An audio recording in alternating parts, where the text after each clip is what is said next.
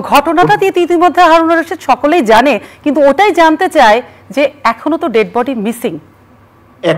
এখনো পর্যন্ত ইন্ডিয়ান পুলিশের সাথে যে আমাদের যে কমিউনিকেশনটি হচ্ছে সেই পর্যন্ত তারা বলছে তারা দে আর ট্রাইং, তারা চেষ্টা করেছে, তারা হয়তো মানে পাওয়ার জন্য, এবং আমরা তাদেরকে তথ্য দিচ্ছি। কারণ আমাদের কাছে আপনি জানেন, আমরা অলরেডি আমরা বলেছি যে কয়েকজন আমাদের কাছে আছে, তাদের কাছে আমরা তথ্যপত্র নিয়ে কিছু ইনফরমেশন নিয়ে আমরা ইন্ডিয়ান পুলিশকে দিচ্ছি যে কোথায় গেলে কার কাছে গেলে সেটা হয়তো আপনারা পাওয়ার সম্ভাবনা থাকতে পারে, সেই বিষয়গুলি কিন্তু আমরা উল্লেখ করে দিচ্ছি।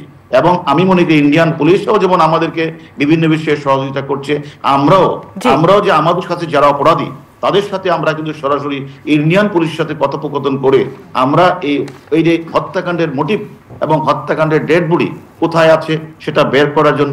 আপনি একটা জায়গায় থেমেছিলেন টেকনিক্যাল ত্রুটির কারণে, সেখান থেকে কি একটু শুরু করবেন?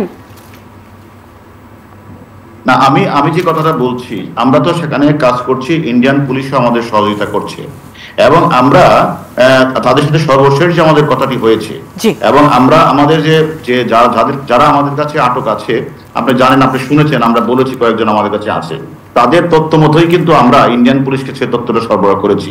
সরবরাহ করার পরে তারাও তাদের কথা, তারা আমাদের সাথে একমত হওয়ার পরে কিন্তু আমরা ঘোষণাটা করেছি যে এটা নিষ্ঠুর হত্যাকাণ্ড এবং নৃশংসভাবে হত্যার সে শিকার হয়েছে।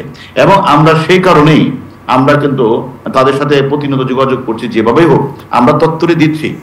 আমরা হয়তো তদন্তের স্বার্থে নামটা বলছি না, আমরা তথ্য দিচ্ছি কে কোথায় গেছে, কার কাছে গেছে, আমরা টোটাল তথ্যটা আমরা ইন্ডিয়ান পুলিশের কাছে অবহিত করেছি। তারা আমাদেরকে আশ্বাস দিয়েছে, তারা প্রাণপণ চেষ্টা করেছে এবং আমি সেই কথাটাও বলতে পারছি না যেটা যেখান থেকে যেভাবে উদ্ধার হবে এটা যেন ওনারা আমাদের কাছে এবং দ্রুত এটা যেন দেওয়া হয়।